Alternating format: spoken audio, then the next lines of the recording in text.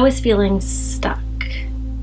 I had been in a 10-year hiatus after a divorce, and it was still causing me a lot of grief. And so I recognized that there were things in my life that were sort of stemming from that incident, and I sort of wanted to break the pattern of old behaviors, but I wasn't really sure how to do that. I made a mistake in a corner and I crashed into the side of a mountain, destroyed my motorcycle, broke 2 ribs, hours away from help.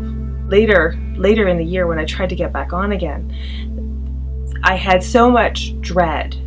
I was so scared of hurting myself again, of crashing again, that I was incapable of turning, which is a big thing. In any vehicle, you need to be able to turn, and I couldn't. I didn't believe in myself. I didn't trust myself. I didn't love myself.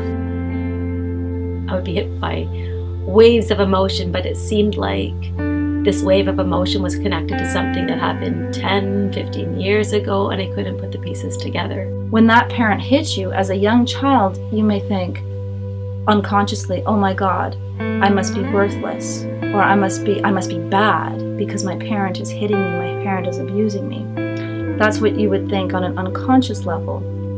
And as an adult, any adult would know that a child doesn't deserve to be abused, so they're not intrinsically bad. There's nothing wrong with them. And so you may know that on a conscious level, but that actual knowledge hasn't been integrated into your subconscious. So through EMDR, that information, that adaptive information that I am worthwhile, I am a good person, I deserve to be safe, I am safe, these kinds of beliefs get integrated into the trauma memory. It was an angry house. So being angry and expressing emotions didn't always have a great outcome. So I learned to be a people pleaser, to smooth over any rough edges, and to sort of keep the boat on an even keel. And so that sort of happened with all my relationships, but really to the detriment of myself. I was ignoring my own needs for safety, for security. My partner was getting so frustrated to hear why it wasn't that big an accident, you weren't that badly hurt, like everything is okay, why can't you get over this, why can't you get past this? And I kept saying, I don't know why. I'm not trying not to get past this. This isn't how I want to be. I don't want to be anxious. I don't want to be filled with dread. This isn't me consciously making it. I'm stuck. I'm just stuck. And I don't know how to unstick. They don't want to keep reacting the way that they're reacting, like having that anxiety or having that these feelings, these triggers come up for them. But they feel powerless to change it, because they are powerless to change it, because it really is a stuck neural network. And EMDR actually helps to free that network up and change things, reprocessing the memory. And that's why it works so well. I'm young, I have to do it right now because I see my mom and I see my patterns that I have, and I don't want to be like them. EMDR therapy is a revolutionary therapy for trauma and PTSD, but it also has a lot of other applications, treating anything from abuse to addictions to depression and anxiety, the loss of a loved one, the loss of a relationship. I needed a solution for something that kept happening, and I needed something that would work and something that I could use on my own. So the tools, the tapping, the eye movements, at first it feels a little funny because you don't exactly know how it works. And when you're concentrating on something so small as tapping or eye movements or listening to a sound, it's a process that takes you away from the trauma that you're talking about. So suddenly you're able to talk about something, but your brain is really focused on something else. It's like talking about something traumatic and juggling. Your brain sort of refocuses that traumatic event with the action that you're doing. So in a way you can just like talk your way through the storm, and it seems achievable. And so while doing the bilateral stimulation, it kind of puts the memory into this buffer zone region where you can actually rewrite the memory. So it's not like you're rewriting what actually happened, but you're rewriting the information that was stored with the memory. So when you have a memory of a traumatic experience, oftentimes it's not processed fully or adaptively. So it gets stored with information that is, for example, a lot of fear or heightened emotions. So when anything reminds you of a situation like that, those fears, those heightened emotions get triggered, and then you're unable to react logically or the way that you normally would, because you're just bogged down by your emotions. Like, how are you transformed? So think that's an awesome I word. could not talk about my mother for 26 years without bursting into tears. Could not have a conversation, could not look at pictures, could not be around people that couldn't tell stories for 26 years. And going through EMDR, I actually corrected people, and I could tell stories, and I can talk to my kids about my mother, which I couldn't.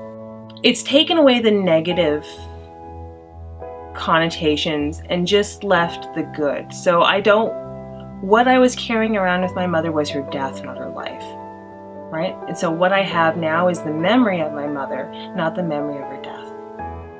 And that is so extraordinary. Like that, as much as I love my motorcycle, like that's it. I wasn't looking for that. That was just an extraordinary gift. In one session, everything lined up.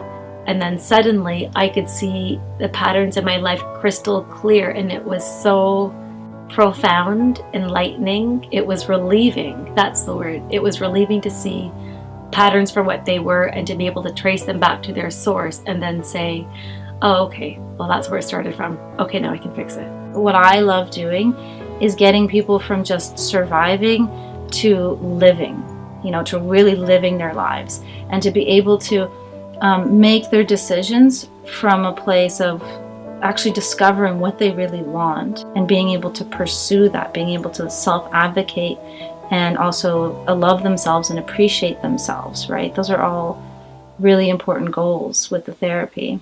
I feel I'm strong.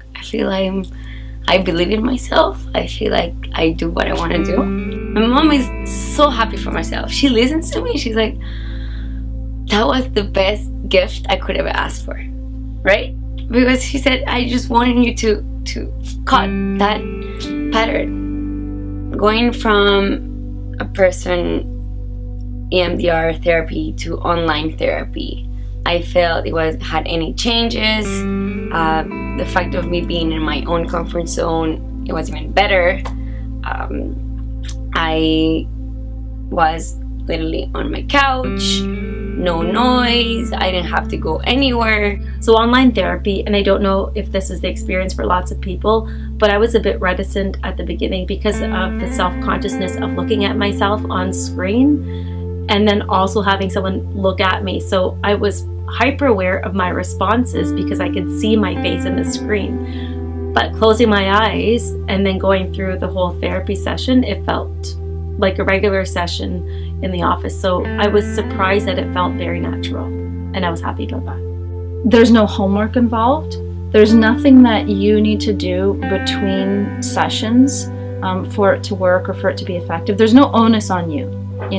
You just show up to the session and you do the session, and it works. And the changes that it creates stay with you even when you leave. They're permanent. And then you can say, oh, well, this is a really good decision. I'm making this